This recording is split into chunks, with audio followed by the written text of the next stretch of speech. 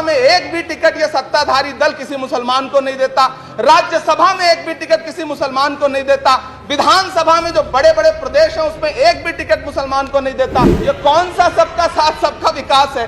काहे का सबका साथ सबका विकास? ये नारा, ये दावा खोखला है। मैं तो उनसे कहना चाहता हूं कि तुमने नफरत का जो बाजार सजाया हुआ है, तू ये कहता है मुसलमान पराया हुआ है, आजा दिल चीर के दिखलाऊं वतन का नक्शा, मेरा भारत मेरी सांसों में समाया हुआ है। हम उसको किसी को हर दिन उसका सबूत नहीं देते फिरेंगे।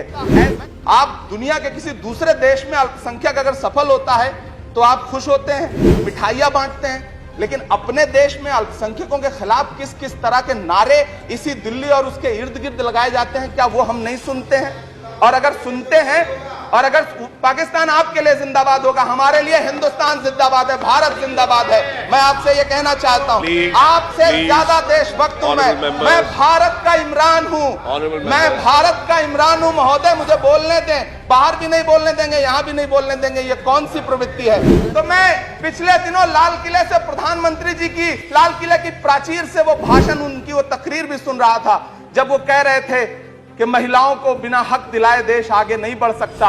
जब वो लाल किले की प्राचीर से ये बात बोल रहे थे, तो उस भाषण के महज 2.5-3 घंटे बाद उनके गृह राज्य गुजरात में बिल्किस बानो के आरोपी रिहा किए जा रहे थे। उसी दिन उन्हें माला पहनाया जा रहा था, उनका सम्मान किया जा रहा था। ये कौन सा सबका साथ सबका विकास है कि जो प्रधानमंत्री जी का इंटरव्यू ले, जो उनसे पूछे कि आप आम चूस के खाते हैं कि काट के खाते हैं, उसके लिए तो रेड कारपेट बिछा है। जो अभिनेत्रियां उनकी विचारधारा के समर्थन में बात करें, समर्थन से ज्यादा आगे बढ़ के बात करें, उनके लिए जेड सिक्योरिटी है। लेकिन वो शाहरुख खान जो पूरी दुनिया में भारत के तिरंगे का मान बढ़ाता है, जिसे फीफा वर्ल्ड कप में आमंत्रित किया जाता है, उसके लिए सोशल मीडिया पे किस तरह के ट्रेंड चलाए जाते हैं। कौन सा सबका साथ सबका विकास है महोदय? पूरे देश पे प्रधानमंत्री जी दावा करते थे सबका साथ सबका विकास के नारे के साथ कि 2022 में हर व्यक्ति के सर पर छत होगी। आप असम उठा के देख लीजिए, आप मध्य प्रदेश उठा के देख लीजिए, आप उत्तर प्रदेश उठा के देख लीजिए, एक दैत्याकार बुलडोजर है जो चारों तरफ घूम रहा है, और जिनके सरों पर छत है भी, उन छतों को भी छीन लेना चाहता है। वो बुलडोजर सिर्फ लोगों का घर नहीं कुचल रहा है, संविधान को कुचल रहा है, लोकतंत्र को कुचल रहा है, फिर अदालतों का क्या काम रह जाता है? ऐसे में सबका साथ सबका विकास कैसे माना जाए?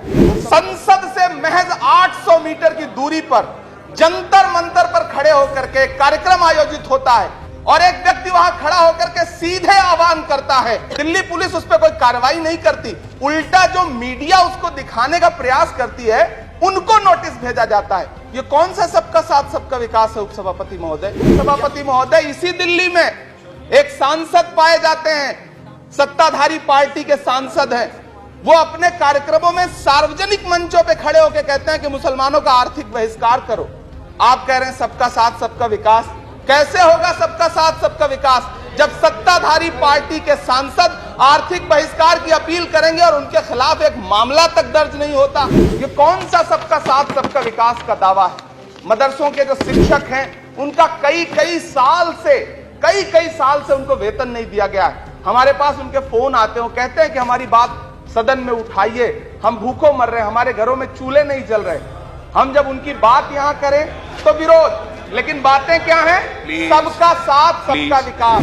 चैनलों पे होने वाली डिबेट का स्तर देखिए, उसको रोकने के लिए हमारी सरकार रत्ती भर भी कोई कदम उठाना चाहती है? नहीं उठाना चाहती, बढ़ावा देती है। ये जो जहरीली बातें करने वाले चैनल हैं, उनके जो प्रमुख एंकर हैं, उनको सुरक्षाएं दी जाती हैं, उनको रोका नहीं जाता। कौन सा सबका साथ सबका विकास है? अभी राकेश सिन्हा जी कह रहे थे कि प्रधानमंत्री जी ने कहा तिरंगा यात्रा निकालिए। मुझे पूरा विश्वास है कि प्रधानमंत्री जी ने कठुआ के बलात्कारी के समर्थन में तिरंगा यात्रा निकालने के लिए कभी नहीं कहा होगा, लेकिन फिर भी निकली, लेकिन किसी ने रोका नहीं, किसी ने कोई आवाज नहीं उठाई।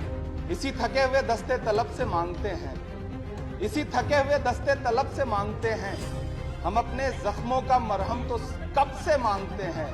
वो भीख मांगता है हाकिमों के लहजे में, हम अपने बच्चों का हक भी अदब से मांगते हैं। मदरसों के आधुनिकीकरण की बात की गई, मुझे हैरत है, तभी राकेश सिन्हा जी बात कर रहे थे, अभी नहीं है शायद, कहीं चले गए हैं आसपास। उन्होंने अपने भाषण में 23 बार सबका साथ सबका विकास की बात की।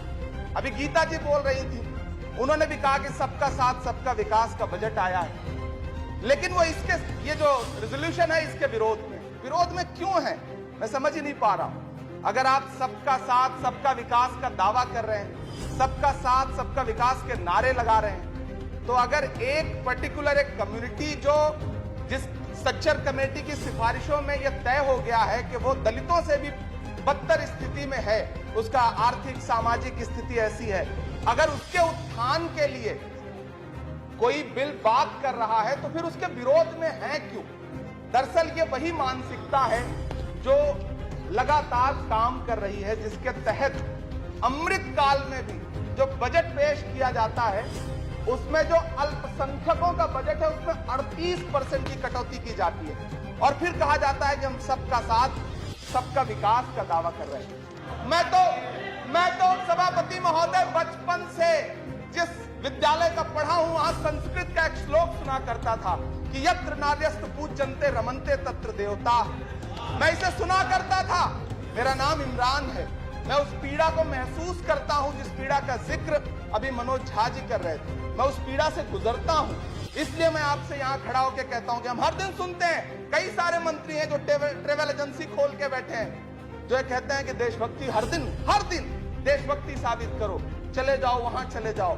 मैं तो उनसे कहना चाहता हूं कि तुमने नफरत का जो बाजार सजाया हुआ है, तू ये कहता है मुसलमान पराया हुआ है, आजा दिल चीर के दिखलाऊं वतन का नक्शा, मेरा भारत मेरी सांसों में समाया हुआ है। हम उसको किसी को हर दिन उसका सबूत नहीं देते फिरेंगे। ऐसे में अगर ये बिल मांग करता है कि मुसलमानों के शैक्षिक और उनके सामाजिक उनके आर्थिक उत्थान के लिए सरकार उस पर ध्यान दे, तो फिर तकलीफ क्या है, दिक्कत क्या है? क्या आपका जो नारा है वो झूठा है? क्या सबका साथ सबका विकास का नारा सिर्फ खोखला है? बजट से तो यही जाहिर होता है। आप लगातार घटाते जा रहे हैं बजट, आप लगातार कटौती करते जा रहे हैं। उपसभापति महोदय, मैं तो आपसे ये कहना चाहता हूं कि पूरी दुनिया में कहीं भी जब कोई अल्पसंख्यक सफल होता है, किसी उच्च पद पर पहुंचता है, तो हम सारे लोग, हमारे तमाम साथी खुश होते हैं। ऋषि सुनक जब प्रधानमंत्री बनते हैं तो भारत में जश्न मनाया जाता है, मुझे खुशी होती है।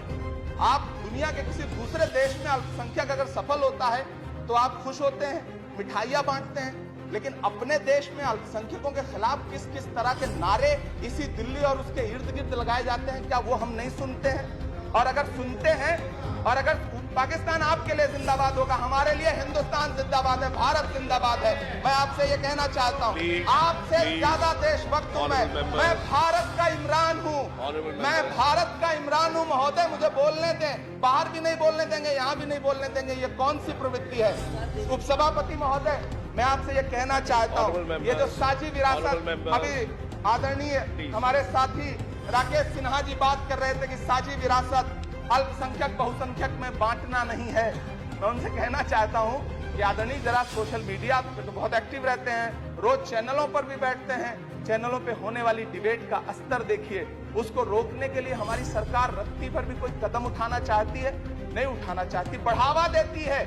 ये जो जहरीली बातें करने वाले चैनल हैं, उनके जो प्रमुख एंकर हैं, उनको सुरक्षाएं दी जाती हैं, उनको रोका नहीं जाता। कौन सा सबका साथ सबका विकास है? गीता जी कह रही है भी भारत जोड़ो यात्रा पे कि भारत टूटा कहां है? भारत टूटा नहीं है, भारत को कोई तोड़ भी नहीं पाएगा। भारत को तोड़ने का सपना देखने वालों को हमारी आदरणीय इंदिरा गांधी जी ने 2 टुकड़ों में तोड़ दिया था, बांट दिया था। भारत को कोई तोड़ नहीं पाएगा, लेकिन भारत देश में आर्थिक तौर पर, सामाजिक तौर पर जो बंटवारा करने की साजिश मौजूदा सरकार और सरकार के आनुषंगिक संगठन कर रहे हैं, जो आनुषंगिक संगठन कर रहे हैं, उनको रोकने के लिए सरकार क्या कर रही है? मैं अंत में इतना कहना चाहता हूं, उपसभापति महोदय, के यूपीए के शासनकाल के दौरान श्रीमती सोनिया गांधी जी के प्रयास से, डॉक्टर मनमोहन सिंह साहब के प्रयास से दलित और अल्पसंख्यक बच्चों के लिए फ्री रेजिडेंशियल यूपीएससी की कोचिंग शुरू की गई। हमने ये किया और इसी सरकार के दौरान एक टीवी चैनल ने एक प्रोग्राम बनाया जिसका नाम आपको पता है क्या रखा? यूपीएससी जिहाद। ये शब्द क्या इस देश में सुने जाने लायक है? लेकिन सरकार ने क्या किया? एक शब्द नहीं बोला। माननीय उच्चतम न्यायालय ने संज्ञान लिया, जब लोग उच्चतम न्यायालय गए तब वो कार्यक्रम रुक सका। ऐसे कार्यक्रम बनाए जा रहे हैं और सरकार कह रही है कि सबका साथ सबका विकास। और मैं अपने सत्ता पक्ष के साथियों से कहना चाहता हूं कि रिश्तों की ये नाजुक डोरें तोड़ी थोड़ी जाती हैं, अपनी आंखें दुखती हों तो फोड़ी थोड़ी जाती हैं। हम भी इसी देश का हिस्सा हैं। हम आपसे अनुरोध करते हैं कि इस रेजोल्यूशन को संजीदगी से लिया जाए। मैं इसके समर्थन में अपनी बात करता हूं। धन्यवाद।